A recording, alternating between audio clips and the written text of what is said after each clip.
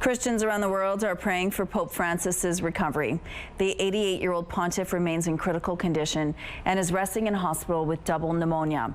This morning, the Vatican says Pope Francis slept all night and continues to rest after suffering 2 bouts of acute respiratory failure on Monday. It's the third crisis the Argentinian Pope has suffered since his admission to hospital on February 14th. Joining us now from the St. Boniface Archdiocese is Archbishop Albert Legatt. Good morning, Archbishop. Good morning. Thank you for being with us this morning. Now, the faithful around the world have been praying for Pope Francis since he got sick. Is there a sense of real alarm now with this latest respiratory failure? I wouldn't say alarm. There's the call to prayer that as he's going through these moments, and he is, an older man, but as he's going through these moments and praying that he be given strength to live what he's always lived, which is his faith, and to be surrounded by the best medical care possible. And it certainly seems that it's that. So I wouldn't say alarm. I would say sadness, wondering about the future, of course, but especially praying for this man and for peace in his heart as he goes forward. Yeah, tell us who steps up to lead while the Pope is in hospital. Like, who is leading the faithful right now? Well, my understanding is that he was still able to speak, able to give directions, to give reflections. But of course, in the Vatican, there's a whole apparatus by which the church is guided, is governed, and many people involved. So he would have his key advisors and all of the people in the different departments.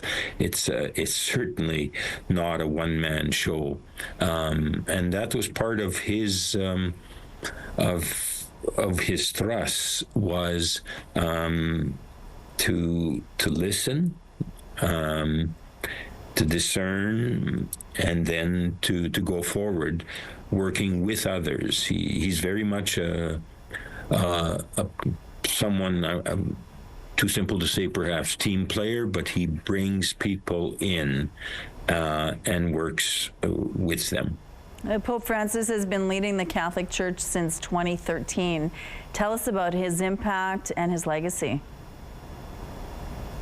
I would say his impact are in key phrases that he's had at times, like at the very beginning, saying that the church was to be a field hospital on the periphery. So basically saying that the suffering of humanity should be key in our minds, in our prayers, but especially also in our actions. He went to Lampedusa to greet the refugees. He wrote a wonderful document called Laudato Si, and it's actually the words of St. Francis, and it's about giving thanks and praise to God for the beauty of creation, and then his reflection on how we are to protect that. Another word of St. Francis is Fratelli Tutti, and that was a document on how we are all brothers and sisters. There's a solidarity. There should be a fraternity amongst all people in the world, with a particular attention to the poor.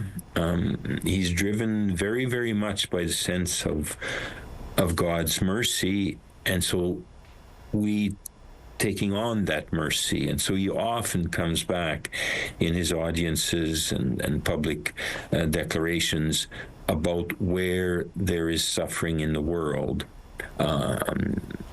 injustice, political, economic, danger to the ecology, to our common home, is filled with the sense of the mercy of God, then his calls are constantly to mercy towards one another.